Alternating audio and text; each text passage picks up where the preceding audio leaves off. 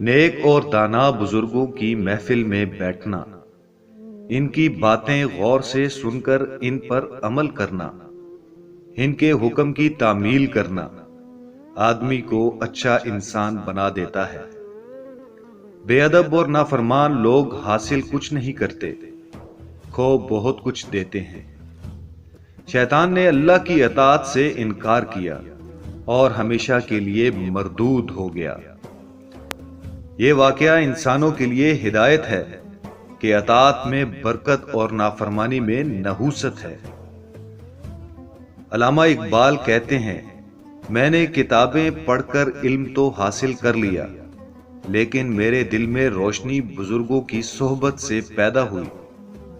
فرماتے ہیں کہ مولوی جلال الدین رحمت اللہ علیہ جب تک شمس تبریز کے غلام نہیں ہوئے مولوی ہی رہے، جب شمس تبریز کے غلام ہوئے تو مولائے روم بن گئے۔ قرآن پاک میں بار بار یہ حکم دیا گیا ہے کہ اللہ کی اطاعت کرو، اللہ کے رسول کی اطاعت کرو، اور اس کی اطاعت کرو جو تم میں سے اپنی فضیلت اور اہلیت کی بنا پر تمہاری رضا سے تمہارا امیر مقرر ہو۔ یہ حکم اس لیے دیا گیا ہے کہ اطاعت ضبط نفس سکھاتی ہے اور اسے برائی سے بچاتی ہے۔ کبھی کبھی ایسا ہوتا ہے کہ کوئی حکم سمجھ میں نہیں آتا یا طبیعت کے خلاف ہوتا ہے اور آدمی الجھ جاتا ہے۔ ایسی صورت میں یہ سوچنا چاہیے کہ ہدایت کرنے والے، حکم دینے والے کی سمجھ ہماری سمجھ سے کہیں زیادہ ہے، وہ ہم سے ہر اعتبار سے افضل ہے، اس لیے اس کا حکم ضرور کسی مصلحت کی بنا پر ہوگا، اور پھر اس کی دانائی، اس کی صداقت اور اس کی فضیلت پر اعتماد کر کے بلا تامل اس کی اطاعت کرنی چاہیے۔ حضرت علی حجویری اولیاء کرام میں بہت بلند مقام رکھتے ہیں۔ ساری دنیا انہیں داتا گنج بخش کے نام سے یاد کرتی ہے۔ حقیقت کی تلاش کرنے والے انہیں سلطان العارفین اور پیر کامل مانتے ہیں۔ شہر لاہور کے رہنے والے اپنے محبوب شہر کو فخر سے داتا کی نگری کہتے ہیں۔ اپنی عظیم تصنیف کشم المعجوب میں لکھتے وقت حضرت علی حجویری اپنے قارئین سے معذرت کرتے ہیں کہ اگر کسی کتاب کے حوالے یا روایت میں کوئی سہو آ جائے تو درگزر کیا جائے، کیونکہ ان کا کتب خانہ غزنی میں رہ گیا تھا اور انہیں صرف اپنی یادداشت پر بھروسہ کرنا پڑ رہا ہے۔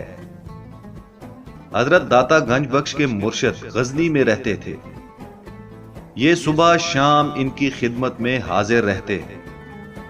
ایک دن واز کے اختتام پر مرشد نے کہا، علی لاہور چلے جاؤ۔ داتا کو بہت تعجب ہوا، ہاتھ باندھ کر عرض کیا، حضور لاہور میں تو آپ کے خلیفہ موجود ہیں، وہاں کیا کروں گا؟ داتا اپنے مرشد سے دوری نہیں چاہتے تھے، اس لیے یہ بات کہہ دی۔ مرشد نے آپ کی طرف دیکھا اور فرمایا، علی تعمیل کرتے ہیں، بحث نہیں۔ داتا بہت نادم ہوئے، فوراً اٹھ کر قدم بوس ہو گئے، گستاخی کی معافی چاہیے اور الٹے پاؤں مرشد کی درگاہ سے باہر آ گئے۔ وہاں سے گھر نہیں گئے، سفر تیار کرنے کی تاخیر گوارا نہیں کی۔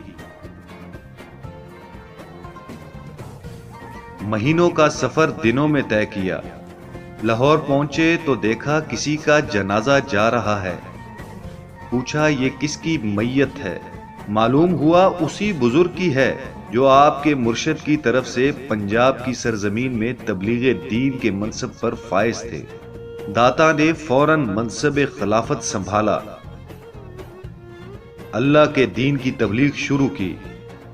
اپنے حسن و عمل، اپنے انکسار، اپنی سچائی سے پنجاب کے گوشے گوشے میں دین خدا کا نور پھیلا دیا۔ وہ جسے دنیا داتا گنج بخش کہتی ہے، نور خدا کا مظہر کہتی ہے، کاملوں کا پیر کامل کہتی ہے، ساری زندگی اپنے مرشد کے حضور ایک نادانستہ سوق پر نادم رہا۔ ہم اپنے بزرگوں کا حکم کہاں تک مانتے ہیں؟ شاگرد استادوں کا کتنا احترام کرتے ہیں؟ یہ بات ہمارے سوچنے کی ہے۔ نسلوں کے ذہنی فاصلے یعنی جنریشن گیپ کی آڑ لے کر ہم اپنے بزرگوں کو کم فہم اور دقیانوسی کہتے ہیں اور اپنی فرضی برتری پر فخر کرتے ہیں۔